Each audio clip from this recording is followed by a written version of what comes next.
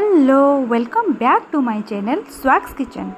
तो बहुत दिन पर मु आज आपण मानक पई गोटे बहुत बढ़िया स्पेशल रेसिपी नहीं के आछि जोटा कि आपण माने अति सहज उपाय रे मोर सबु स्टेप को फॉलो करिकी एकदम परफेक्टली दुकान भली बनै पारिबे। तो चलंतु स्टार्ट करबा आज रो रेसिपी निमकी। तो निमकी बनेबा पई मु एठी गोटे कप मैदा नै जाई छै, 3 ରୁ 4 टेबलस्पून तेल नहीं जाइए, 1 टीस्पून कला जीरा और जुआणी को नहीं जाइए। तो वर्तमान आम मैदा को गोटे कंटेनर रे नहीं जावा। देन से स्वाद अनुसार लुण पकई नवा, 1/2 टीस्पून चीनी को मुझे नहीं जाइए। देन से कला जीरा एवं जुआणी को हाथ में एमती टिके घसिकी पकई नवा जद्वारा जुआणी फ्लेवरटा बहुत बढ़िया आसीबो। देन मु रखी रिफाइंड ऑयल को एथरे पकई नउछि, उथिरे कि मैदा को आमे खास्ता दबा। खास्ता देवा द्वारा निमकी आमर बहुत बढ़िया क्रिप्सी बनिबो। गोटे जिनस मन रखिबे, एथिरे आपण माने खाइबा सोडा यूज करबा बिल्कुल भी दरकार नाही। देखंतु आमर खास्ता मैदा पूरा बनी जाइछि। मु आपण मानको हाथ रे एमती गुळा करिकि देखै नउछि। किछिडा मैदा को काढिकि आपण एमती हाथ रे गुळा करिवे, देन ताको एमती प्रेस कले से आपे आपे भांगी जिवो। तो आपण माने जानिबे कि खास्ता पूरा परफेक्ट बनि गला। देन आमे सेथिरे 1/2 कप पानी को आस्ते आस्ते करिकि पकेइकि चकटी नबा। सबु पानी को एकाथरे नहीं कि चकटिबेनी, आपण अल्प अल्प अल्प अल्प करिकि चकटिबे। मोर एठी गोटे कप मैदा पाई आधा कप पानी रो यूज हो सारी। तो डो वर्तमान आमर एठी रेडी हो जाइए। देखंतु मु आपण मानकु हाथ रे एमती टिके टाणिकी देखै नउची, एतिकी कंसिस्टेंसी रहिबा दरकार आपण मानकर डो। देन निमकी आमर परफेक्ट बनिबो। तो वर्तमान आम आपको आउ गोटे कंटेनर साहाय्य 10 ରୁ 15 मिनट रेस्ट पाई छाड़ी नबा।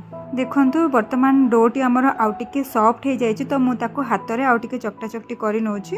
तो वर्तमान मु बनै रखिथिबा मैदार ए डो को समान 2 भाग रे मु एठी भाग करि नउची, जद्वारा आमे गोटे भाग को वर्तमान निमकी बनेबा एवं आउ गोटे भाग को घोड़े की रखि नबा एवं ताको परे यूज करबा। तो वर्तमान मु आपण मानकु परफेक्ट निमकी बनेबार सबु टिप्स एंड ट्रिक्स एठी स्टेप बाय स्टेप देखेबी। आपण माने ध्यान दे मो वीडियो को देखंतु एवं भल भाबे सुनंतु। तो मु एठी वर्तमान गोटे स्पून मैदा को एथे टिके स्प्रिंकल करि नउछि। देन 2 भागरु गोटे भाग डो को आमे मैदार एपट सेपट करके टिके लगे नबा। वर्तमान आमे ताकू गोटे बेलणा बाड़ी साहाय्य रे पूरा पतला पतला करके एपट सेपट करके बेली नबा। जेमती रुटी बना जाए, बास हमको गोटे मैदार बड़ रुटी ही बनैबार अछि, हेले रुटी टू बहुत पतला करके हमको बेलिबार अछि एवं तार चारि पाख को एमती समान समान करके बेली नबा आमे आस्ते आस्ते एमती ओल्टेकी। तो देखि पारुथिबे रुटीटी हमर वर्तमान बनी जाइछि। मु सेथिरे 1/2 टेबलस्पून तेल को लगे कि टिके एमती तार चारिपटे स्प्रेड करि नउछि। देन आउ टिके सुखिला मैदा को पुणी थरे स्प्रिंकल करनबा रुटी उपरे।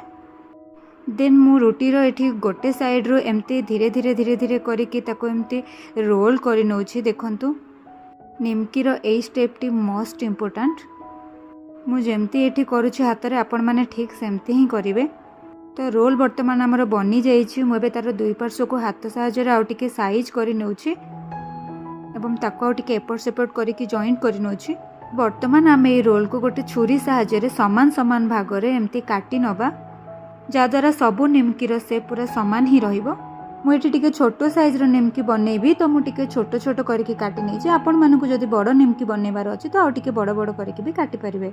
तो मु एठी आपण मानकु आउ टिके जूम करके देखै नउछि, भलो भाबे देखि नियंतु केमती कोन देखा जाउछि।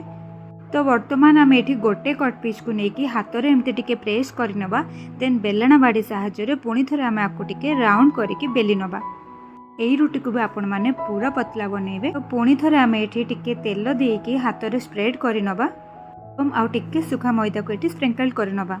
देन आम एठी जेमती घरे परोटा बनौछे सेमती ही बनेबार अछि, बस ताको गोटे ट्रायंगल करिबार अछि। देन ताको बिल्कुल बेली बेनी, बस टिके टिके एमती आंगुठी साहाय्य रे प्रेस करि नेबे।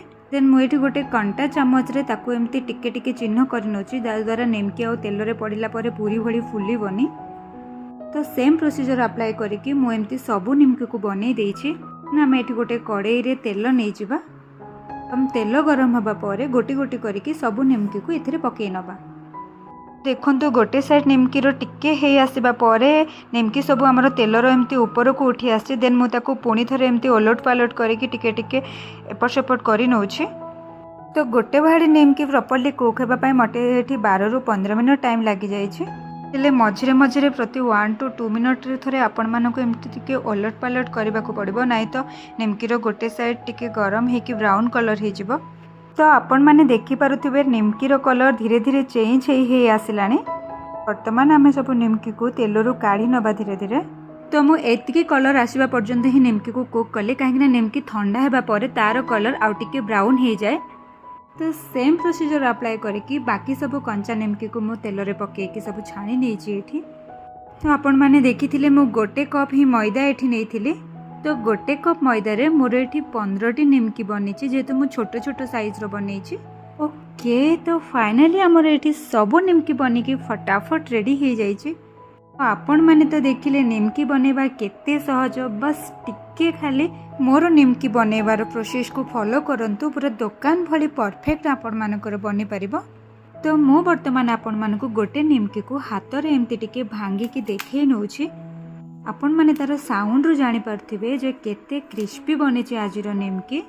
ତ ନିମକି ବନେଇବାର ରେସିପି ତ ଆପଣମାନେ ଦେଖିଲେ, ବନେଇବା ବହୁତ ସହଜ ଏବଂ ଖାଇବା ପାଇଁ ବି ବହୁତ ବଢ଼ିଆ ଲାଗେ। ବୟସ୍କ ଲୋକମାନେ ବି ଆରାମସେ ଖାଇପାରିବେ। ତ ଆଜିର ରେସିପି ଆପଣମାନଙ୍କୁ କେମିତି ଲାଗିଲା ମୋତେ କମେଣ୍ଟରେ ଜଣାଇବାକୁ ବିଲକୁଲ ଭୁଲିବେନି। ଆଜି ପାଇଁ ରହିଲି, ବାଏ ବାଏ।